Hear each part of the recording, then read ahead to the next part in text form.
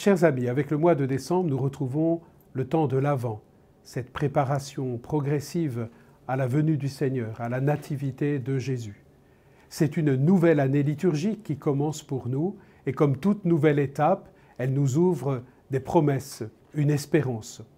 Nous poursuivons cependant notre marche synodale, ne l'oublions pas, et cette année sera marquée particulièrement par l'étape continentale, en particulier au mois de février.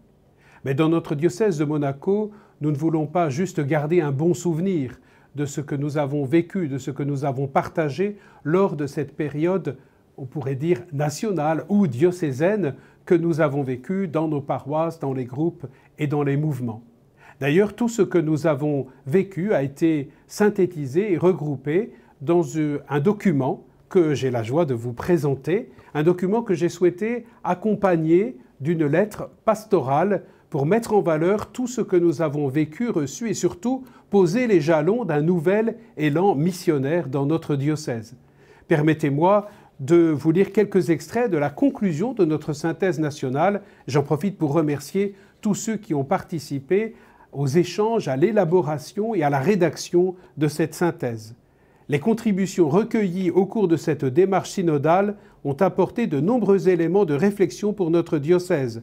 La démarche ne s'arrête pas avec la rédaction du présent document qui ne saurait être une fin en soi. C'est dans les paroisses, dans les services, dans les mouvements que la dynamique doit se poursuivre.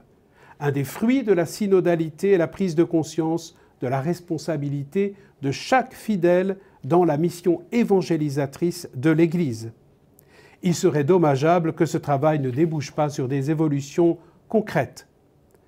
Avec nos seules forces humaines, le défi de la mise en œuvre de ces futures étapes peut mener au questionnement, au doute, au découragement, comme ce fut le cas pour les apôtres lorsqu'ils furent envoyés en mission. Mais nous renouvelons notre confiance en l'esprit de la Pentecôte qui nous comble de ses dons, répandus sur l'Église aujourd'hui encore, et qui nous apporte le discernement pour choisir le bon chemin et la consolation dans les moments difficiles. C'est lui aussi qui nous aidera à propager la foi, l'espérance et la charité, à grandir pour être disciples missionnaires au service de l'annonce de la bonne nouvelle et de l'édification du royaume de Dieu. Bon temps d'Avent et que l'espérance et la joie de Dieu soient avec vous tous.